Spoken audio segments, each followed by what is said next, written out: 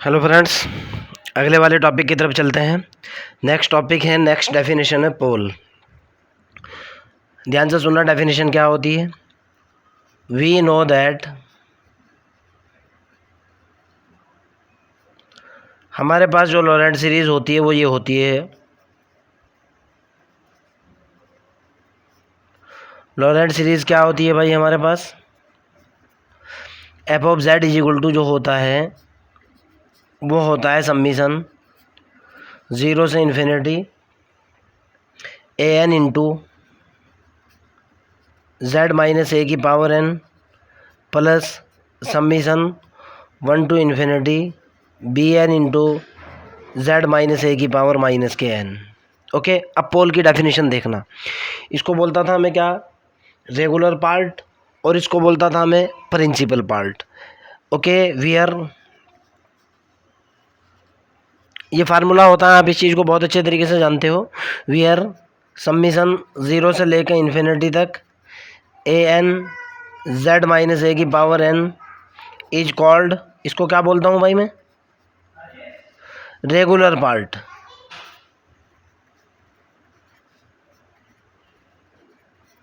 And मेरे पास ये second वाला जो पार्ट होता है 0 से लेकर इन्फिनिटी तक B N Z minus A की पावर माइनस के एन, इसको क्या बोलता हूँ? इज कॉल्ड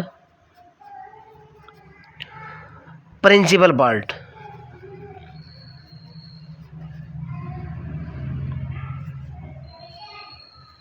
अब डेफिनेशन सुनो, मैं कहना चाह रहा हूँ अगर principal part finite number of term रखता है तब okay Z is equal to A is known as pole. फिर बता रहा हूँ, अगर ये principal part infinite number of terms रखता है, I am repeating my word, ध्यान से सुनना।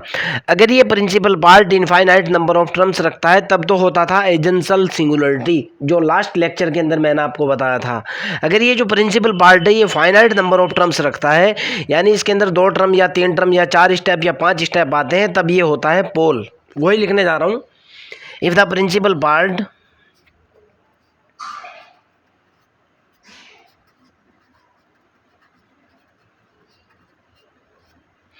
if the principal part have finite number of term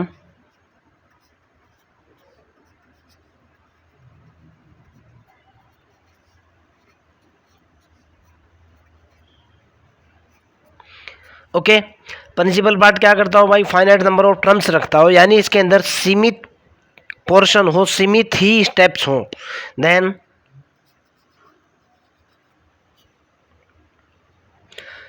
the singularity z is equal to a, then singularity z is equal to a या z is equal to z0 is called pole of order कुछ भी मान लो, any order का, according to the given question. जैसे समझने की कोशिश करना मैं पोल की डेफिनेशन क्या होती है। एक बार फिर बता रहा हूँ, आपके पास ये लॉरेंट सीरीज का फार्मूला होता है, आप इस चीज़ को बहुत अच्छे से जानते हो। इस लॉरेंट सीरीज का 2 पोर्शन होता है, पहले वाला पार्ट रेगुलर पार्ट होता है, दूसरे वाला पार्ट प्रिंसिपल पार्ट होता है। यहाँ z की पावर माइनस के n चलती है, यहाँ z की पावर पॉजिटिव n चलती है। अगर ये z की पावर माइनस n वाले स्टेप मान लिया 4 स्टेप तक चला, 1/z 1/z स्क्वायर 1/z की पावर 3 1/z की पावर 4, अगर 4 स्टेप चला या 5 स्टेप चला या 10 स्टेप तक पावर चली, उसके बाद z की नेगेटिव पावर अगर ख़त्म होती है तब तो बनेगा पोल। अगर z की नेगेटिव पावर अनंत तक चलती है तब ये बन जाएगा एसेंशियल सिंगुलरिटी। मेरे वर्ड्स को सुनना, नॉलेज वर्ड्स में छिपी है, एक बार फिर रिपीट कर रहा हूँ। ये जो प्रिंसिपल पार्ट है, अगर z की नेगेटिव पावर 3 या 4 स्टेप के बाद ख़त्म होती है तब तो होंगे ये पोल्स या पोल, और अगर z की नेगेटिव पावर अनंत तक चलती है तब होगी एसेंशियल सिंगुलरिटी। सिंपल सी डेफिनेशन है। ओके, चलो बाहर खेल लो जाके। जैसे एक क्वेश्चन बता रहा हूं मैं आपको, मैं कह रहा हूं F of Z is equal to जो दिया हुआ है वो ये है,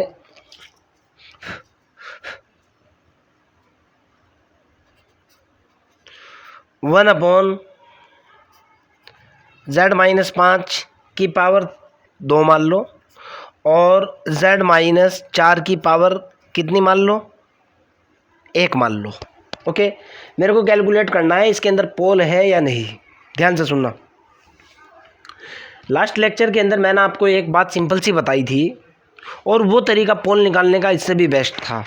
मैंने आपको बोला था कि ज़ीरोज़ निकालने के लिए फंक्शन का जो अंश वाला पार्ट है उसको ज़ीरो के बराबर रखो, हल कर लो, आपके ज़ीरोज आ जाएंगे। पोल्स निकालने के लिए मैंने आपको बताया था कि फंक्शन का जो हर वाला पार्ट है उसको ज़ीरो के बराबर रखो, ज़ीरो के बराबर रखने के बाद आपके पास पोल्स आ जाएंगे। लेकिन यहाँ बात थी डेफिनेशन की। अगर देखो, आप ध्यान से सुनना, ये जो है मेरे पास ये जो फंक्शन है इसको मैं क्या लिख सकता हूँ। अगर मेरे को इसके पोल निकालने वाली बात हो, z की पावर कितनी है, -2, z-5 की पावर कितनी है, 2 है, z-4 की पावर कितनी है, 1 है, यानी अनंत पावर तक तो स्टेप नहीं जा रहा। अगर मैं इसको डिवाइड भी करूंगा, जब कुछ टाइम के बाद z की पॉजिटिव पावर मिलना शुरू हो जाएगी, इसमें तो कोई दिक्कत है नहीं। चेक कैसे करना है, कितने ऑर्डर का है, किस तरीके का है, ध्यान से सुन लेना। मैंने इस पोर्शन को 0 के बराबर रखा, पहले वाले को, z-5 का स्क्वायर और z-4 की सारे को 0 के बराबर रखा। यहाँ से z=5 निकल गया, यहाँ से z=4 निकल गया। ओके, पावर 2 होने की वजह से z=5 is a pole of order 2। ध्यान से सुनना, कल भी ये बात मैंने आपको बताई थी कि z की वो वैल्यू जिससे फंक्शन अनंत की तरफ चला जाए। अगर z=5 रखूँगा तो फंक्शन अनंत हो जाएगा, z=4 रखूँगा तो फंक्शन अनंत हो जाएगा। ओके, मैंने कल आपको पोल के बारे में थोड़ा सा बताया था। z=5 is a pole of order 2। कितने ऑर्डर का, 2, जितनी भी पावर होगी। z=4 इज ए पोल, कितने ऑर्डर का पोल, ऑफ ऑर्डर 1। ऑर्डर 1 वाले को सिंपल पोल भी बोलते हैं या सिंपल पोल। क्लियर। अब देखो बेटा, दूसरे तरीके से देखता हूँ मैं इसको। इसके अंदर जो है भाई, ये जो है ज़रा समझने की कोशिश करना।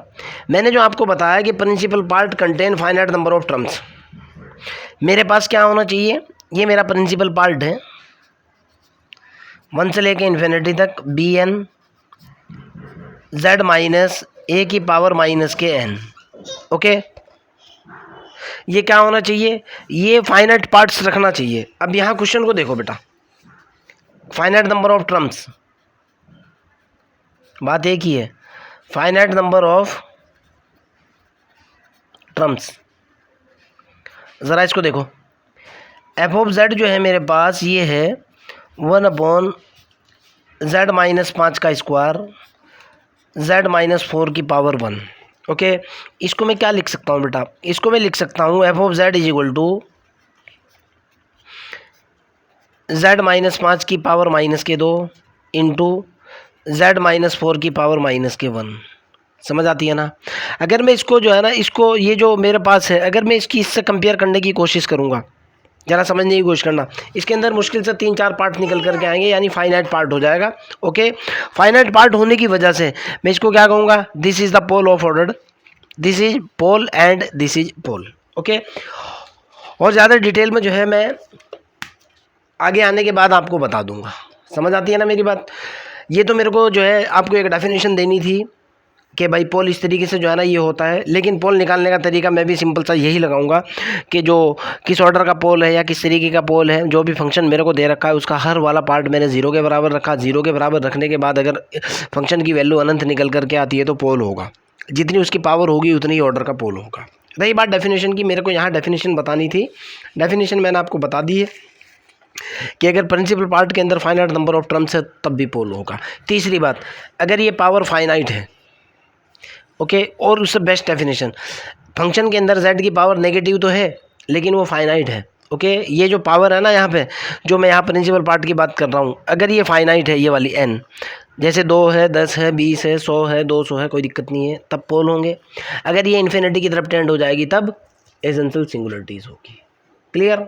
आगे की तरफ चलते हैं। इसके ऊपर एक थ्योरम भी है बेटा, बहुत अच्छी थ्योरम है जो कि मैं आपको बताने वाला हूँ अभी के अभी।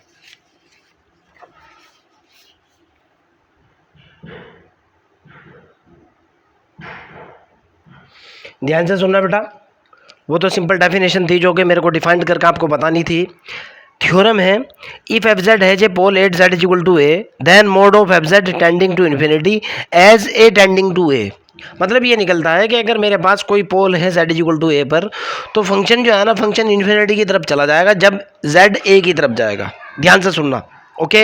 अगर z a की तरफ जा रहा है, फंक्शन इन्फिनिटी की तरफ जाएगा और ये पोल बन जाएगा। जरा आप देखो, अगर यहाँ z की वैल्यू 5 डालता हूँ, 5 डालने से 1/0 इन्फिनिटी की तरफ पहुँच गया, z is equal to 5 is a पोल।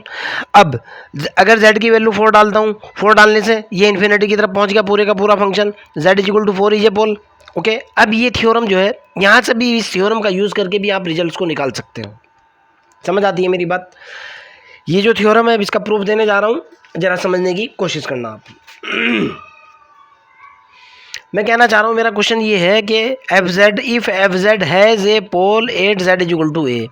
अगर कोई फंक्शन, कोई भी analytic function Z is equal to A के ऊपर अगर कोई पोल रखता है, तो फंक्शन की जो मोड वैल्यू है वो अनंत की तरफ जाएगी जब z a की तरफ टेंड हो रहा हो। प्रूफ देने जा रहा हूँ, ज़रा समझने की कोशिश करना।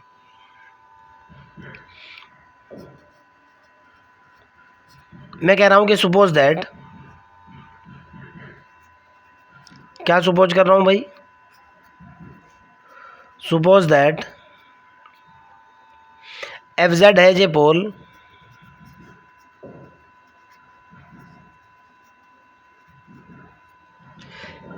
ऑफ ऑर्डर एम एन, कुछ भी मान लो आप, of order M at Z is equal to A. Okay, मैंने ये माना कि भाई मेरा जो वो है क्या कि जो फंक्शन है वो एम ऑर्डर का एक पोल रखता है Z is equal to A के ऊपर। देन अगर पोल है तो then by definition of pole, जो अभी मैंने डेफिनेशन बताई थी, by definition of pole the principal part of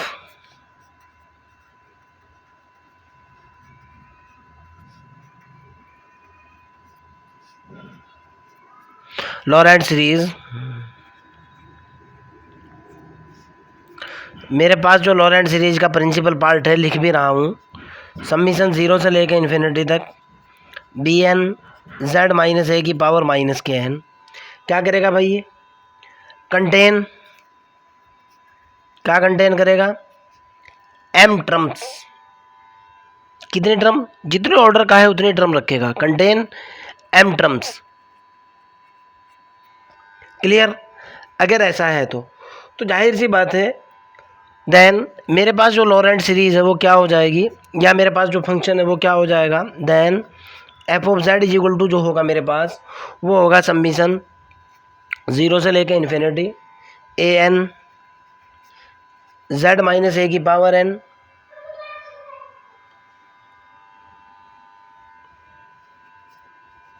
plus summation of B N 1 से लेकर इन्फिनिटी तक जेड माइनस ए की पावर कितना भाई? माइनस के एन। अब देखते हैं बेटा, आगे की तरफ चलते हैं। इसको मैं क्या लिख सकता हूँ भाई? F of Z is equal to मेरे पास होगा, ये होगा 0 से लेकर इन्फिनिटी तक ए एन जेड माइनस ए की पावर एन। क्लियर? प्लस इसका सिग्मा खोलने की कोशिश करी मैंने, पहले वाला एन की बी की वैल्यू 1, एन की वैल्यू 1 डाली, b1 बटे, हाँ चलो उसे देखो, कुत्ते कुत्ते बैठा है। एन की वैल्यू 1 डाली, पहला स्टेप कितना निकला? z माइनस के है। एन की वैल्यू 2 डाली, दूसरा स्टेप कितना निकला? हाँ ना लिए z माइनस ए का स्क्वायर। एन की वैल्यू 3 डाली, तीसरा स्टेप कितना निकला? z माइनस ए की पावर 3। जब मैं एन डालूंगा कितना निकला भाई? ये निकल कर के आएगा b की पावर n बटे, सॉरी बी एन बटे z माइनस ए की पावर, आप m ही ले लो, क्यों? m ऑर्डर का ले रखा है तो आप m ले लो, m के बाद n आता है, कोई दिक्कत वाली बात नहीं है। आगे की तरफ चलता हूँ, यहाँ से मैंने इसको लिखा है F Z is equal to summation 0 से लेकर infinity A N Z minus A की पावर n प्लस लास्ट वाला स्टेप कॉमन ले लिया मैंने, 1/z माइनस ए की पावर m मैंने कॉमन ले लिया, कितना बचा मेरे पास, यहाँ से देखो कितना बचा, b1 z माइनस ए की पावर, क्या m माइनस 1 नहीं बचेगा, ये m माइनस 1 नहीं बचेगा। आप इसका गुणा करके देखो, ये निकल करके आएगा plus b2 z minus A की पावर m माइनस के 2 plus and so on, last में क्या होगा, bn नहीं बचेगा भाई, या bm, m लेकर के चल रहा हूँ तो m ले लो, n लेकर के चल रहे हैं तो n ले लो, आपके ऊपर डिपेंड है। मैं m लेकर के चल रहा हूँ इसलिए हर जगह m ले लिया, कोई दिक्कत तो नहीं है। अब देखो बेटा, क्वेश्चन के अंदर कहना चाह रहा है कि अगर ज़रा समझने की कोशिश करना, एफ जेड है जे pole z is equal to A, mod of F Z infinity की तरफ जाएगा अगर z टेंडिंग टू ए है। चलो देखता हूँ भाई, मेरे पास एफ ऑफ जेड क्या निकला और z टेंडिंग टू ए की तरफ देखता हूँ क्या होगा, किस तरीके से होगा।